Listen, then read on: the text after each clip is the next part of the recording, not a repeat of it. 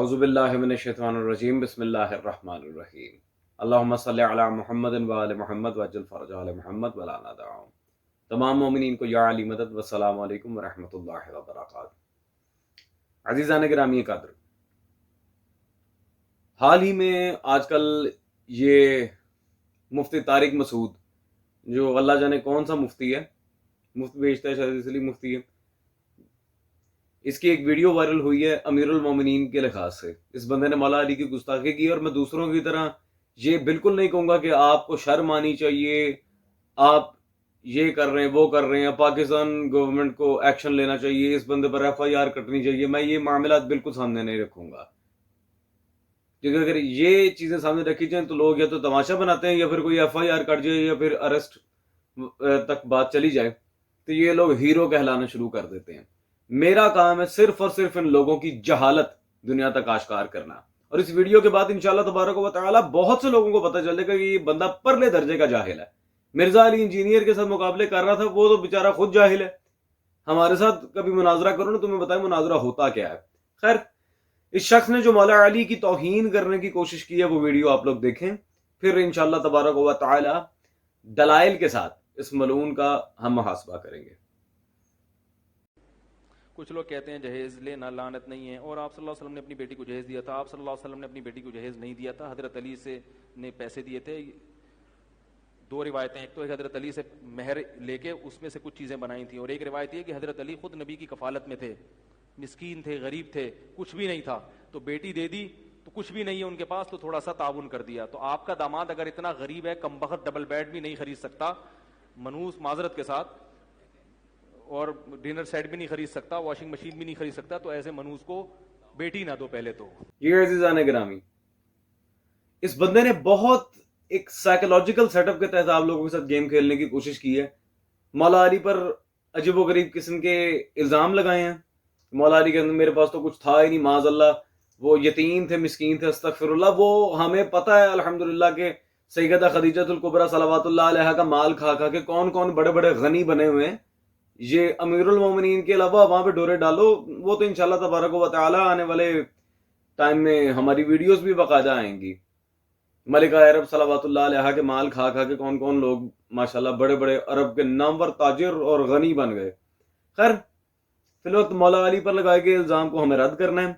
پہلی بات، اگر وہ نہیں کر سکتا، یہ ہے وہ ہے، اس نے بڑا ایک سائیکولوجیکل گیم کھیلنے کی کوشش کی ہے۔ اس نے امیر المومنین کا پہلے نام لیا، پھر بعد میں دور حاضر پر فٹ کر دی مثال، تاکہ کسی کو یہ اشتباہ نہ ہو کہ میں علی بن ابی طالب کی معاذ اللہ گستاخی کر رہا ہوں۔ تو یہ ساری یہ ڈرامے بازیاں ہم بنی امیہ کے ٹائم سے دیکھتے آ رہے ہیں، اور بنی عباس کے ٹائم سے ہمیں الحمدللہ پتہ چل گیا کہ کون کیا کس وقت اور کس طرح کس لہجے میں کس کے لیے بات کر رہا ہے۔ خیر، اب منہ توڑ جواب کے لیے یہ بندہ تیار رہے۔ پہلی بات، اس بندے کو سب سے پہلی بات تو یہی نہیں پتا کہ مولا علی کا جناب زہرا سے نکاح ہوا کس طرح تھا۔ یہ اس کے امام جلال الدین سیوطی کی کتاب، بلکہ حافظ جلال الدین سیوطی بہت بڑے عالم اہل سنت کے، ان کی کتاب مسند فاطمہ الزہرا صلوات اللہ علیہا میرے ہاتھ میں موجود ہے۔ اس میں صفحہ نمبر 94 پر اس بات کی حدیث نمبر 126 میں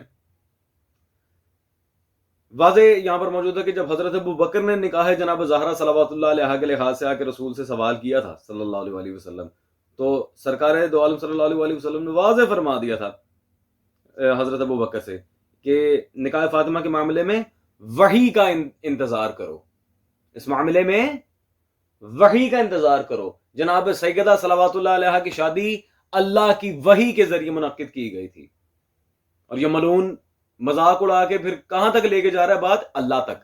اللہ اور رسول اللہ کا مذاق اڑانے کی اس نے کوشش کی ہے، امیر المومنین تو انڈائریکٹلی۔ اب خیر بندہ کیا کرے عزیزان۔ دوسری بات، اس جاہل کو اتنا ہی نہیں پتا کہ مولا علی کی شادی اور امیر المومنین کی طرف سے جو ولیمے کے سارے معاملات تھے، حق مہر وغیرہ، یہ تو سب چھوٹی باتیں ہیں۔ ولیمہ تو یہ بچہ جانتا ہے کہ ولیمہ ہوتا ہے لڑکے والوں کی طرف سے۔ امیر المومنین نے ولیمے کی جو تیاریاں کی تھیں، اگر بفرض محال رسول اللہ کی طرف مان بھی لیے جائے نسبت، تو مولا علی کے ساتھ یہ یتیم مسکین معاذ اللہ اس طرح کے الفاظ لگانے سے پہلے ذرا اپنے گریبان میں جھانک لیتے کہ تمہارے علماء نے کیا لکھا ہوا ہے۔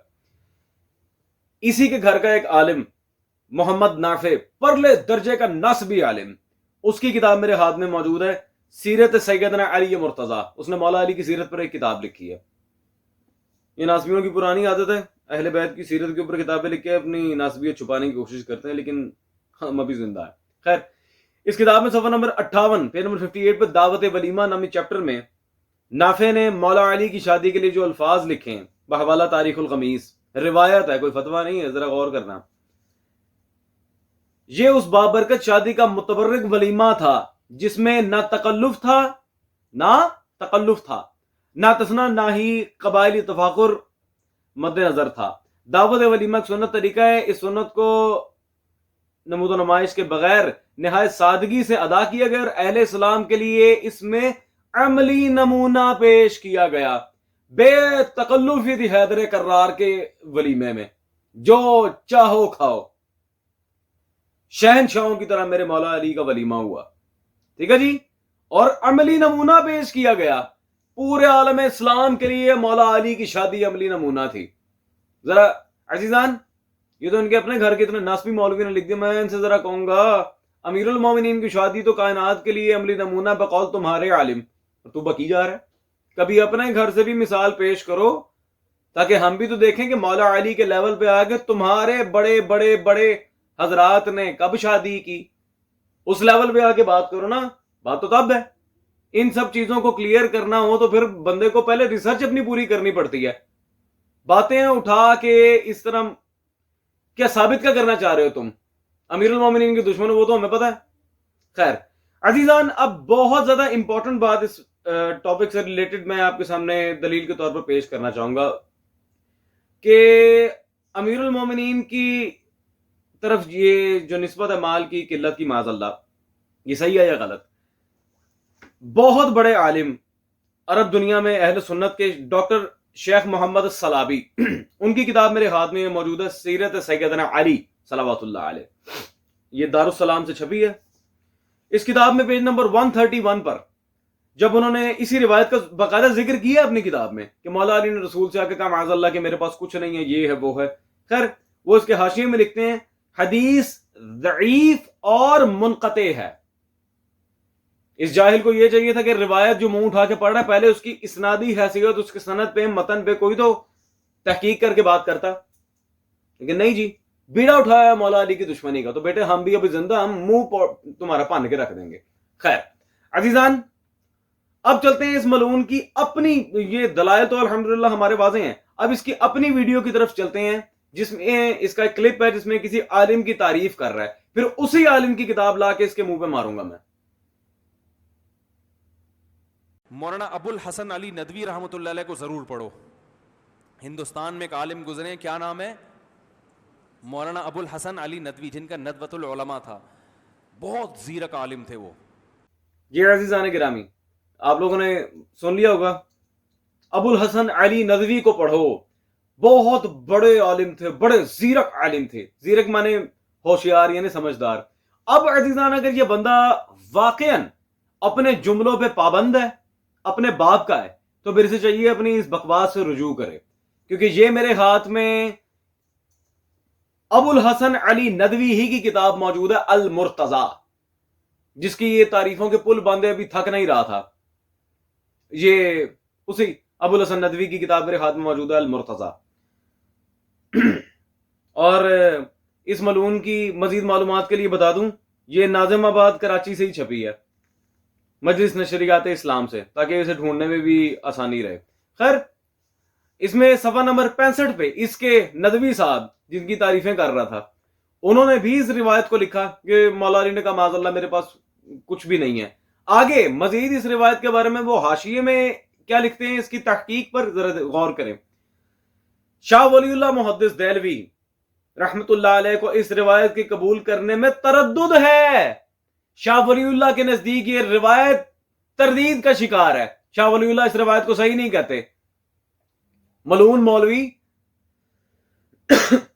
جس کی اتنی ابھی یہاں پہ بیٹھ کے عوام کے سامنے گیت گا رہا تھا، کبھی خود اس کی کتاب پڑھنے کی ضرورت توفیق ہوئی ہو تو مولا علی پہ بکواس نہ کرتا. عزیزان، یہ وہی ابو الحسن ندوی ہے، اسی کی کتاب المرتضی میں آپ کے سامنے پیش کروں، جس کی تعریفیں کر کر کے یہ ابھی پاگل ہوئے جا رہا تھا. اگر تو یہ اپنے باپ کا ہے تو اب مولا علی پہ کی بکواس سے رجوع کرے گا یا پھر ثابت کر دے دنیا کے سامنے جا کے کھلم کھلا کہہ دے کہ میں جاہل ہوں, اپنی جہالت کا اقرار کرے جا کے. وہ تو الحمدللہ اس ویڈیو کے بعد آپ کو پتہ چل گیا کہ یہ پرلے درجے کا جاہل ہے.